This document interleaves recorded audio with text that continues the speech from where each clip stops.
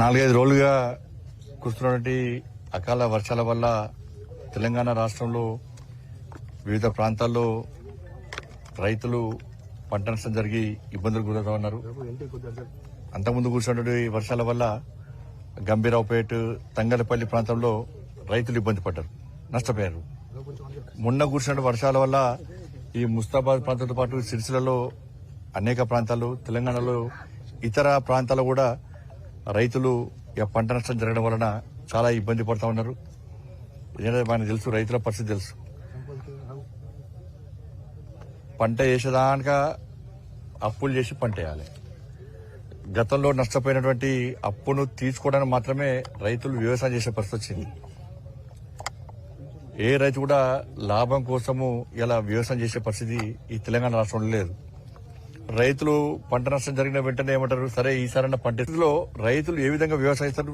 రాజకీయ పార్టీలు, ప్రభుత్వాలన్నీ కూడా రైతు లేనిదే రాజ్యం లేదు, రైతే వెన్నెముక, రైతు నడుచుకుంటేనే మంచిగా ఉంటుంది, ఇది రైతు ఏర్చినటువంటి రాజ్యం, ఎద్దేసినటువంటి వ్యవసాయం, ఇది మంచిది కాదని చెప్పి అన్ని ప్రభుత్వాలు చెప్తారు, పాలకులు అందరూ చెప్తుంటారు. కానీ ఎవరు ఏం చేయరు.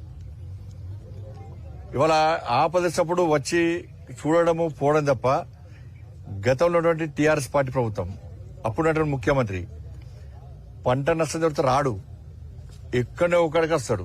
ఇవాళ కరీంనగర్ జిల్లా రామడుగు మండలం లక్ష్మీపూర్కి వచ్చేయండు, పంట నష్టం జరిగి ఇట్లే అకాల వర్షాలు పడితే వచ్చిండు, హెలికాప్టర్లు వచ్చేయండు.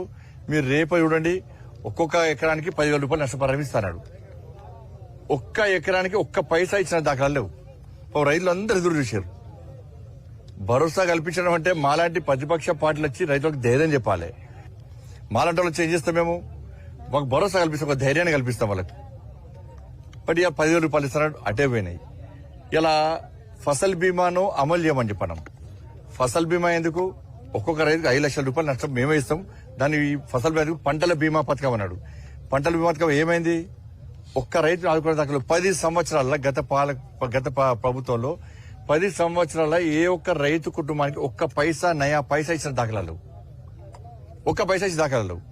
అనేక సందర్భాల్లో రైతులు ఇదే జిల్లాలో పంటను మొత్తం అగ్గిపెట్టి కాల్చుకున్నారు, ఆత్మహత్యలు చేసుకున్నారు, అనారోగ్యానికి గుండెవల్లి చచ్చిపోయారు, చాలా మంది వడ్ల కుప్పల మీద చచ్చిపోయారు ఇదే జిల్లాలో. సరే, ఇవన్నీ